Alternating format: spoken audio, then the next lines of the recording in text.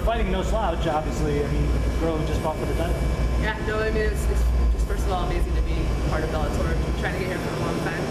Been in Mohegan, actually fought in Mohegan, so it's a familiar venue, but awesome to be able to fight people who have fought for the title in Bellator. Since Alita was tough girl to fight against. I had a plan, and I was joking with the guys. I had a bunch of ideas, things I wanted to do, and I might have gotten 2 to 3 out of like 30, but I got some of them. So I think that's a good thing. 2 out of 30 still works. Yeah, but one of the 30 was probably the W at the end. I mean, yes. So you got the most important thing. Exactly. I mean, did you? Is that kind of like the wildest dream come true to come in against an established opponent like that, somebody who had a name? And be able to kind of pull an upset like that? Absolutely. I've fought a couple people like Charmaine Tweet and Peggy Morgan and some others, and didn't come out with the wins on those ones. But now I'm a different person. Just fought someone who just was in the UFC, and now I'm fighting somebody who just fought for the title, Talita. Just getting the wins against Elizabeth Phillips and her, just amazing. Just really happy to be here. More confident with my game. Just ready to keep going. When you heard it was going to be a split, was there anything in your head that was like, oh crap, you know?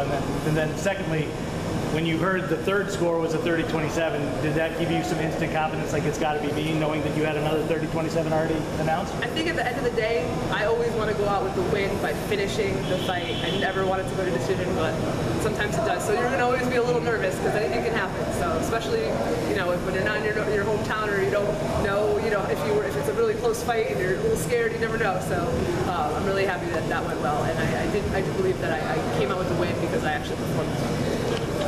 2 areas I was really impressed by. It seemed like you really wanted to press the pace, and the other area was in the clinch. It seemed like you were the stronger one. Did you feel stronger, and did you think your pace was breaking her?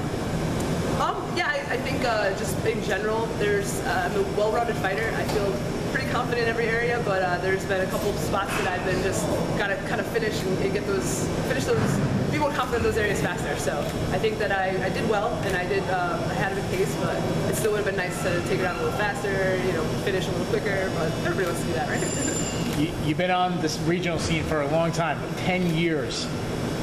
How frustrating was that, and how rewarding is it to get the biggest win of your career right in front of a rocking crowd that was supporting you so much? How rewarding was that? That was awesome, amazing. I fought here my very first pro fight, and I walked away with a loss in like 13 seconds. And so that was a learning experience. I'm not afraid to lose. I don't fear it. I'm just here, and I'm ready to perform and do whatever I came to do. I'm not afraid to lose. Just going to go in there and do my thing. At one point, she did take you down in the second round. Obviously, you're a Brazilian Jiu-Jitsu black belt, very comfortable there. She's a Brazilian Jiu-Jitsu world champion. How much of a confidence boost is it that you just out-grappled a Brazilian Jiu-Jitsu world champion?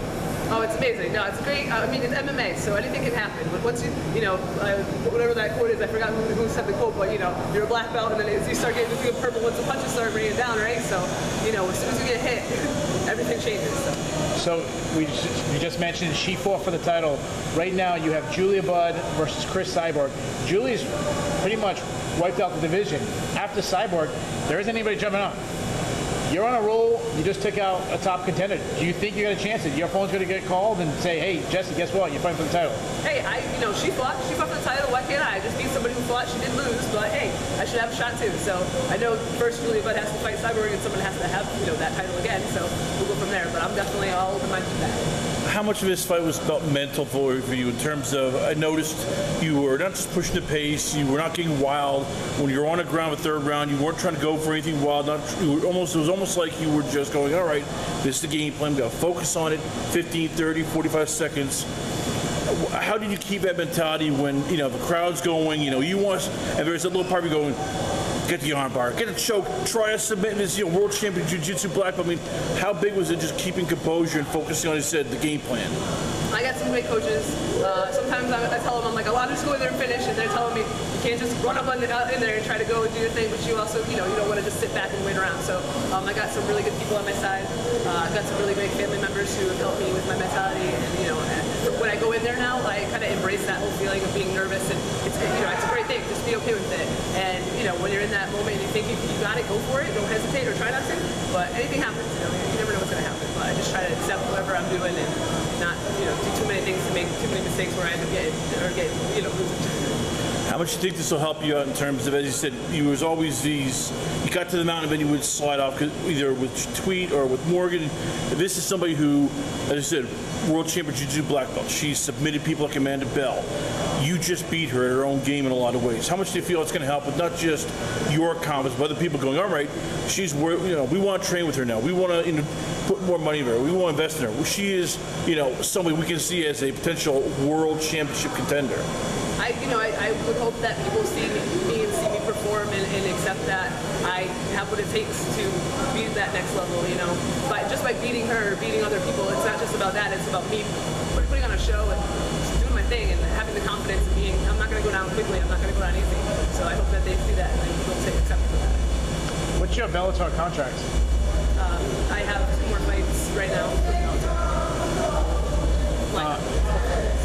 Soon, hopefully. Like you said, you've been doing this for 10 years. Hardcore fans know who you are. You're starting to get a little recognition. I think you're top 10 in the Sherdog rankings, even higher now. Obviously, Tapology, other rankings are rolling up. But what are the casual fans who might have tuned in going to be saying about you? Because they haven't seen you fight before. What do you think they're going to be saying now? They're going to probably be saying, I think it's time for Jessie Miele to keep going and start to fight some serious competitors and see how she can handle them. Like a Julia Budd and Chris Cyborg, and see what happens next one. Congratulations. Thank you.